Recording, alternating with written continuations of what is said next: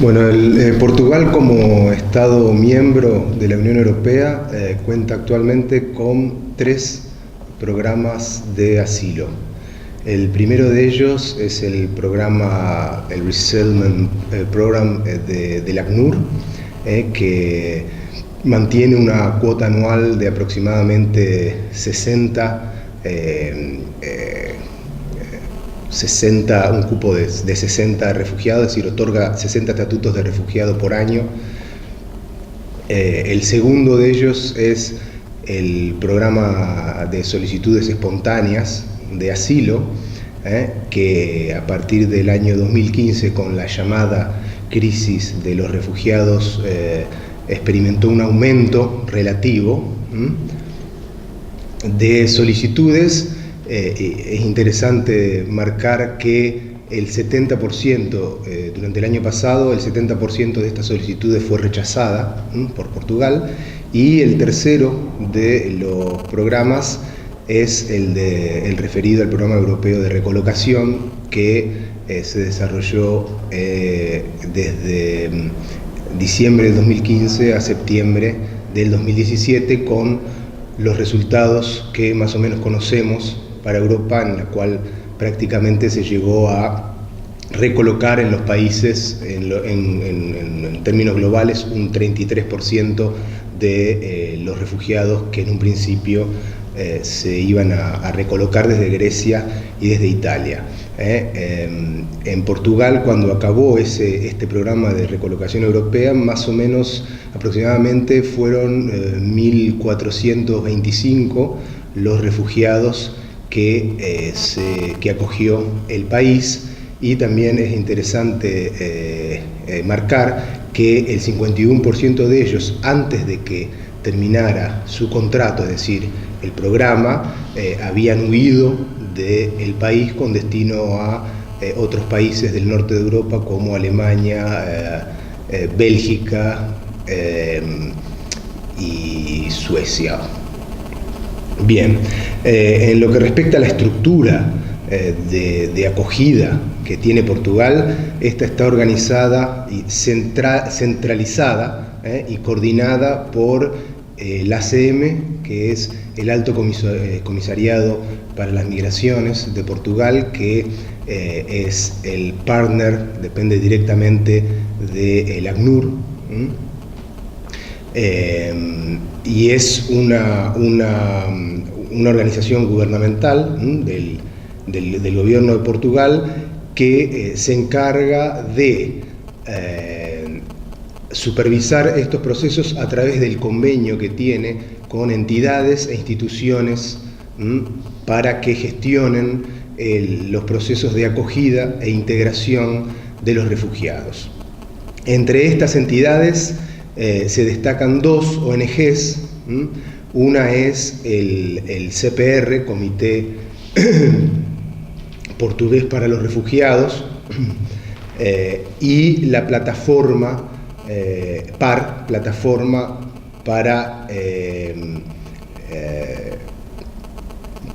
de Acogida de los Refugiados, bueno, la PAR, Plataforma para los Refugiados, perdón, que fueron las que fundamentalmente en los últimos 2 años gestionaron los procesos de acogida e integración de los refugiados que llegaron con el programa europeo de recolocación. A su vez, estas asociaciones, estas entidades, estas ONGs, tienen convenios aquí se llaman parcerías, son como contratos, convenios, ¿sí? Con otras entidades, muchas de ellas de corte religioso, que pertenecen a la Iglesia Católica, como los jesuitas, la organización de los jesuitas, y otras que no son de corte religioso y que comenzaron a florecer a partir de esta llamada crisis de los refugiados, cuando Portugal asume la acogida de su cupo, y que incluso muchas de ellas antes no habían trabajado en materia de refugiados. Entonces, de alguna manera, lo que hicieron fue posicionarse para captar fondos y participar de estos procesos de gestión de la acogida y la integración, pero sin casi nada de experiencia, lo cual trajo varios problemas y obstáculos en términos de los procesos, sobre todo para los propios actores, para los propios refugiados. Asimismo, la Cámara Municipal de Lisboa, por ejemplo, que es el ayuntamiento de Lisboa, también asume a través de sus centros de acogida parte de esos procesos. Voy a referirme sobre todo al funcionamiento y a las características de lo que fue el programa de recolocación europeo a nivel de estatus de refugiados en Portugal en esos últimos años. Este programa para cada refugiado individual implicaba el otorgamiento del estatuto, lo cual además llegaba a tardar hasta un año para que fuera otorgado, y con ese programa estos refugiados, en su mayoría de origen sirio, en el caso de Portugal, tenían acceso a vivienda, una vivienda compartida en centros de acogida en general, comida, las 3 comidas, en teoría vestimenta,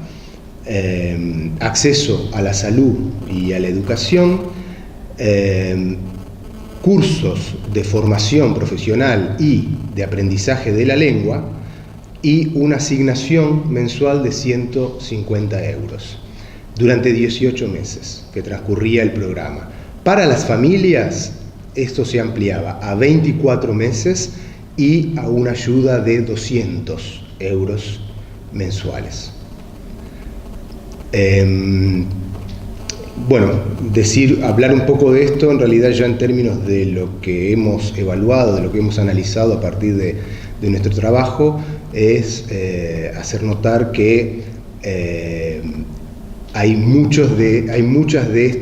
estos derechos o de los componentes de este programa que no se cumplieron. Por ejemplo, el caso de la enseñanza de la lengua, que ha sido uno de los grandes reclamos de los propios actores, de los propios refugiados, sobre todo comparándolo con lo que acontece en otros países, como Alemania. En el caso de Portugal, por ejemplo, muchos de ellos tuvieron en el transcurso de los 18 meses de duración del programa solamente un mes de curso, y con eso evidentemente no pudieron aprender la lengua, con los perjuicios que eso implica a nivel, por ejemplo, de la posibilidad de acceder a la universidad, a los estudios, o también a nivel de incorporarse al mercado de trabajo. Ellos comparaban, por ejemplo, la situación en Alemania, donde sí hay una política de shock lingüística y se considera como uno de los facilitadores más importantes de los procesos de integración la enseñanza y el aprendizaje de la lengua. Después también es interesante mencionar siempre, a partir de los propios testimonios de los actores, lo que ellos llaman la falta de experiencia de muchas de estas entidades de acogida, de las personas que trabajan en esas entidades, en el sentido de que en muchos casos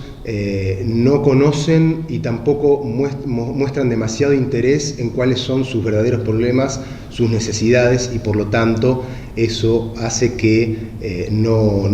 estos procesos, estas iniciativas a nivel de acogida e integración no resulten eficaces para sus objetivos.